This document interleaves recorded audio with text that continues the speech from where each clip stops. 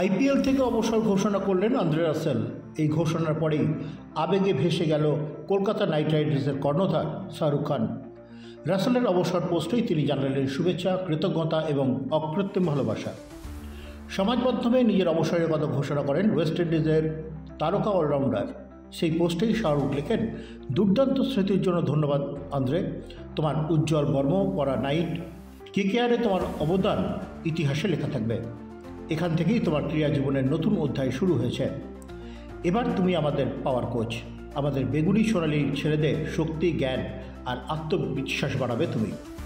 রাসেলের পুরো কেকেআর কেরিয়ারে আবেগ দিয়ে শাহরুখ আরও যোগ করেন, তোমাকে অন্য কোনো জার্সিতে ভাবতেও অদ্ভুত লাগতো। আইপিএলের ইতিহাসে অত্যন্ত জনপ্রিয় এবং প্রভাবশালী খেলোয়াড়দের মধ্যে অন্যতম রাসেল 2014 সালে কেকেআরে যোগ দেন।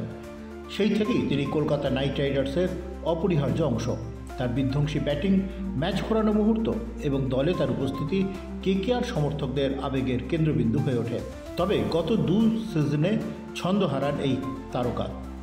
নিলামের আগে তাকে রিলিজ করলেও রাসেল জানিয়ে দেন তিনি অন্য কোনো দলে খেলতে চান না। তাই আইপিএলকে বিদায় জানিয়েছেন তিনি।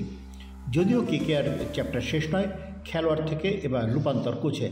তিনি তার নতুন পরিচয় পাওয়ার কোচ, যেখানে তার অভিজ্ঞতা এবং বিভিন্ন কৌশল আগামী প্রজন্মের ক্রিকেটারদের অনুপ্রেরণা হয়ে উঠবে। আইপিএলের ব্যাট হাতে রাসেল মাঠে ফিরবেন না ঠিকই, কিন্তু ড্রেসিং রুমে তার উপস্থিতি কেকেআরকে এগিয়ে নিয়ে যাবে আবার। এই বিশ্বাস শাহরুখ এবং লক্ষ লক্ষ কেকেআর সমর্থকদের।